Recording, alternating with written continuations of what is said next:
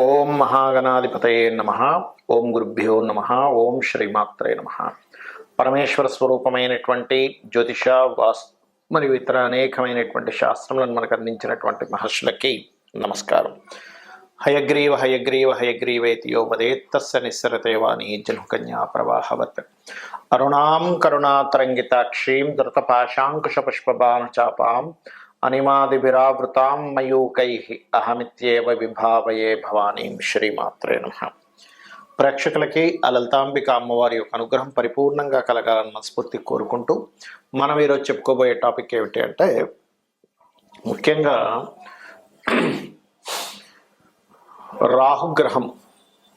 రాహువు సర్ప గ్రహంగా చెప్తూ ఉంటారు, రాహుకేతువులు ఇద్దరిని కూడా. అందులో ముఖ్యంగా ఈరోజు మనం చెప్పుకునే దాంట్లో రాహువు ప్రతి లగ్నానికి, అదేవిధంగా లగ్నం తెలియని వారి రాశి వారికి ఎక్కడెక్కడ ఉంటాయి, ఎటువంటి ఫలితాలు ఉంటాయి, అందులోని మంచి ఫలితాలు ఎలాంటివి ఉంటాయి, ఇబ్బందికరమైన ఫలితాలు వచ్చినప్పుడు ఎటువంటి పరిహార మార్గం చేసుకోవాలి అనేటువంటి విషయాన్ని ఇప్పుడు మనం తెలుసుకుందాం.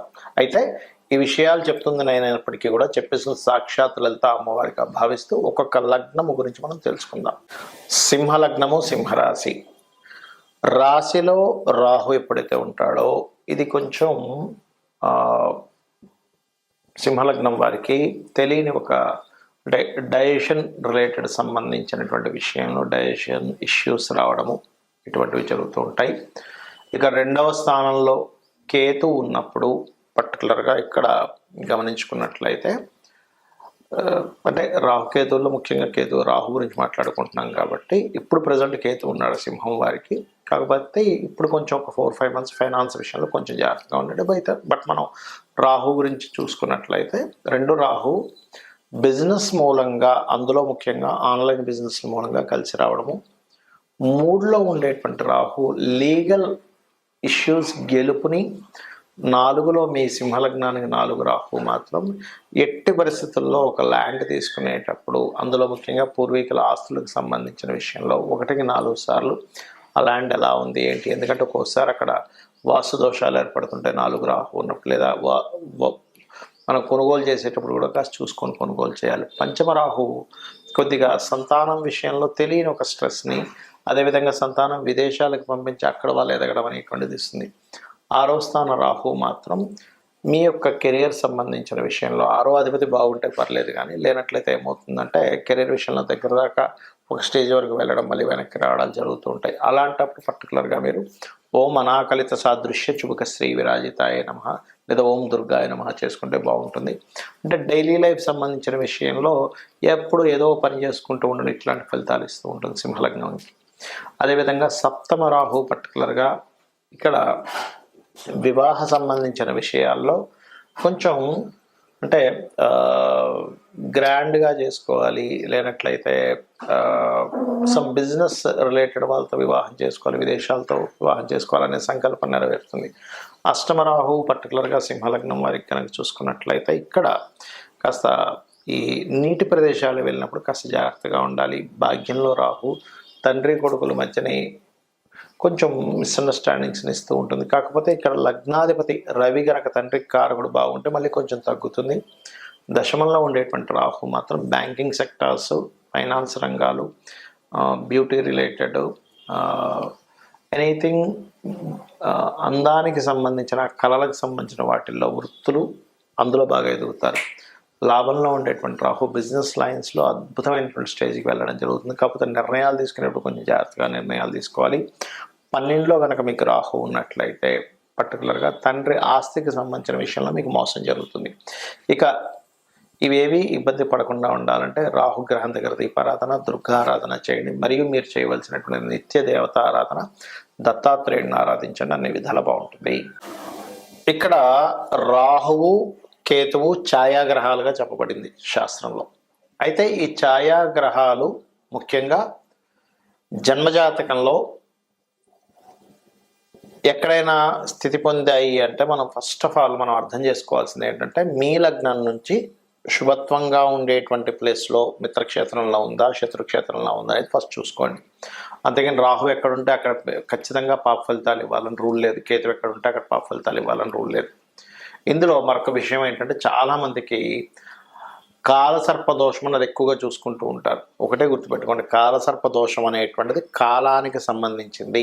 అంటే ఈ దేశంలో ఈ ప్రాంతంలో ఇలాంటివి జరుగుతాయని చెప్పడానికి మాత్రం దేశకాల సంబంధించిన వాటిని ఆ దేశానికి ఏ లగ్నం అవుతుంది, ఏ రాశి అవుతుందో చూసుకొని ఈ దేశంలో సునామీలు వస్తాయనో, లేకపోతే భూకంపాలు వస్తాయనో, కరువు కాటకాలు ఉంటాయనో, గొడవలు జరుగుతాయనో ఇట్లాంటివి చెప్పడానికి చెప్పారు. కానీ జన్మజాతకానికి కాలసర్ప దోషం అప్లై చేయమని ఎక్కడ చెప్పలేదు. సర్పదోషాన్ని మాత్రం అప్లై చేయమని చెప్పారు. అది పర్టికులర్గా మీకు మేష, వృశ్చిక, అదేవిధంగా కర్కాటక, సింహ ఈ రాసుల్లో ఉన్నప్పుడు ఎక్కువగా సర్పదోషం ఎక్కువగా పనిచేస్తూ ఉంటుంది. అది ముఖ్యంగా గుర్తుపెట్టుకోండి. ఎవరికైనా సర్పదోషం ఉంది, ఇప్పుడు మనం ఇప్పటివరకు కొన్ని లగ్నాల గురించి చెప్పుకుంటూ వచ్చాం. ఈ లగ్నం వాళ్ళకైతే ఇది ఈ ప్లేస్లో ఉంటే ఇది అని. కానీ లగ్నము, నక్షత్రము, రాశి ఏమీ తెలియదు. అప్పుడు ఏం చేయాలి అంటే సింపుల్గా మీకు సర్పదోషం ఉంది లేదు అనేటువంటిది సిమ్టమ్స్ ఏమిటి అంటే, ఒకటి విపరీతమైన కోపం వస్తూ ఉంటుంది. చిన్న చిన్న విషయాలకు కోపం రావడం జరుగుతూ ఉంటుంది. సంథింగ్ నెగటివ్ ఎనర్జీ తొందరగా మీకు అట్రాక్ట్ అవుతూ ఉంటుంది సర్పదోషం ఉన్నప్పుడు.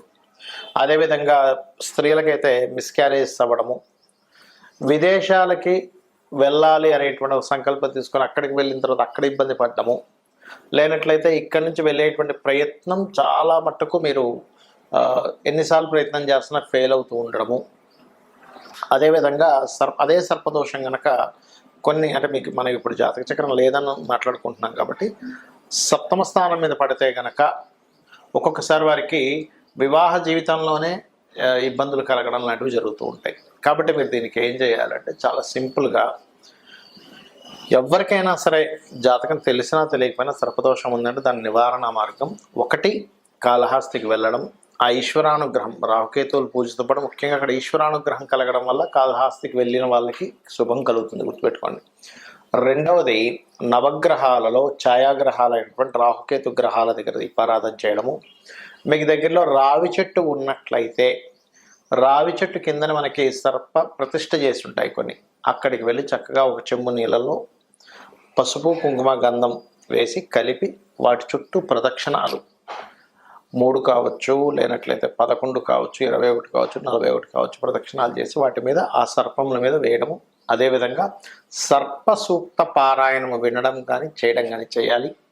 మరియు దీంతో పాటు ముఖ్యంగా మీరు చేయవలసినటువంటిది రాహుకి అధిష్టాన దేవత అయినటువంటి దుర్గాదేవి యొక్క ఆరాధన, కేతువుకి అధిష్టాన దేవత అయినటువంటి గణపతి యొక్క ఆరాధన చేయాలి. అయితే ఇక్కడ ఎవరికైనా పర్టికులర్గా ఈ రాహుకేతువుల యొక్క ప్రభావం మరింత ఎక్కువగా ఉందండి, ఏం చేయాలి అని అనుకుంటే కనుక సింపుల్గా ఏం లేదు, మీరు కనీసం 6 నెలలకు ఒక్కసారైనా సరే కాళహస్తికి వెళ్ళి వస్తూ ఉండండి. ఈశ్వరానుగ్రహం ద్వారా కూడా దాని ప్రభావం పూర్తిగా తగ్గుతుంది.